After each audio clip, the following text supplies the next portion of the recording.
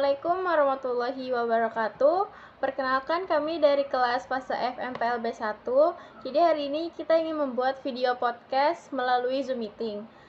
Nah, podcast kali ini tuh membahas tentang isu-isu politik. Sebelum mulai podcastnya, izinkan kami untuk memperkenalkan diri. Saya sendiri Risma Amelia Putri. Saya Cynthia Febriona. Saya Aurelia Fantina.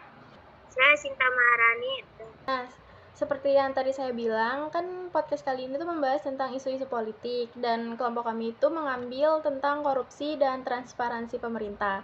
Sebelumnya, apa sih korupsi dan transparansi pemerintah itu? Nah, korupsi dan transparansi pemerintah itu tuh kayak media yang sangat penting untuk membahas isu-isu seputar penyalahgunaan kekuasaan dan cara-cara untuk memastikan keterbukaan dalam pemerintah. Jadi, apa sih dari pengertian dan jenis-jenis korupsi? Nah, jadi saya ingin menjelaskan tentang pengertian korupsi. Nah, korupsi itu tuh penyalahgunaan kekuasaan atau posisi untuk keuntungan secara pribadi. Nah, seringkali itu melibatkan suap, penggelapan, atau nepotisme. Nah, jenis-jenis korupsi itu mencakup korupsi politik, di mana pejabat publik menggunakan jabatan mereka untuk tujuan pribadinya, serta korupsi administratif yang melibatkan pegawai pemerintah.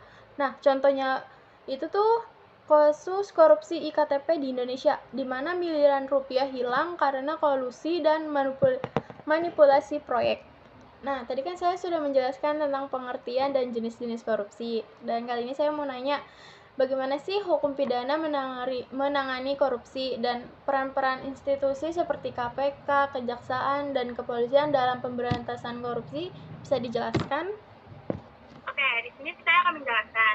Jadi itu di sini ada pendekatan hukum yang kuat dan independen sangat penting dalam pemberantasan korupsi. Lembaga seperti KPK di Indonesia memiliki kewenangan untuk menyelidiki, menangkap, dan menuntut pelaku korupsi. Tetapi mereka juga perlu dukungan dari pengadilan yang bebas dari pengaruh politik. Selain itu, undang-undang anti korupsi harus diperbarui untuk mengikuti perkembangan zaman, termasuk soal korupsi digital.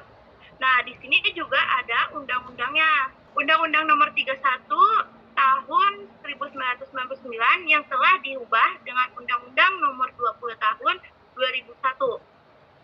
Undang-undang ini ada poin pentingnya. Yang pertama, definisi korupsi.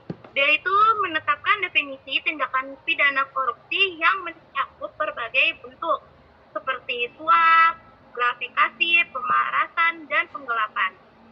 Yang kedua, ada sanksi dan hukum. Jadi sanksi dan hukum ini melakukan tindakan pidana korupsi termasuk denda dan pidana penjara, seperti kemungkinan tambahan hukum berupa pencabutan hak tertentu. Ketiga, ada pemulihan kerugian negara. Pengaruh upaya untuk memulihkan kerugian negara akibat tindak pidana korupsi melalui tindakan penyitaan dan pengembalian aset. Dan keempat, penyelidikan dan penuntutan. Memberikan wewenang kepada Komisi Pemberantasan Korupsi KPK, Kejaksaan, dan Kepolisian dalam proses penyelidikan, penyidikan, dan penentuan kasus korupsi.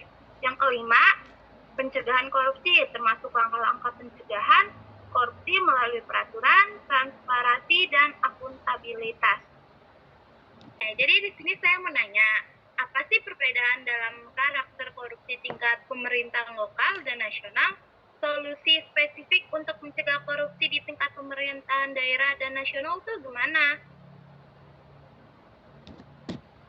Sini saya akan menjelaskan tentang korupsi di tingkat lokal versus nasional.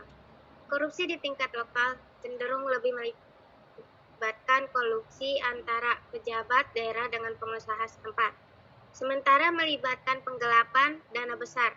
Namun, solusi untuk keduanya mirip, peningkatan keterbukaan anggaran, kontrol yang lebih ketat terhadap pejabat publik, dan partisipasi aktif warga lokal dalam proses pemerintahan. Di sini saya akan bertanya, bagaimana sih dampak korupsi terhadap masyarakat dan ekonomi? dan bagaimana korupsi menghambat pembangunan ekonomi dan sosial, pengaruh korupsi terhadap kepercayaan publik terhadap pemerintah, dan efek korupsi terhadap investasi asing ekonomi suatu negara. Mohon penjelasannya. Baik, di sini saya akan menjelaskan tentang pertanyaan berikut. Korupsi merusak ekonomi dengan mengurangi efisiensi, merusak kompetisi pasar, dan menghambat investasi asing. Ketidakpercayaan publik terhadap pemerintah juga meningkat, mengakibatkan krisis legitimasi di banyak negara berkembang.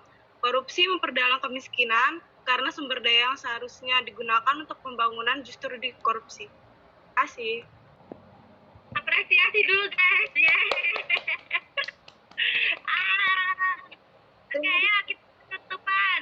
Sekian podcast dari kelompok kami, kurang lebihnya mohon maaf. Wassalamualaikum warahmatullahi wabarakatuh.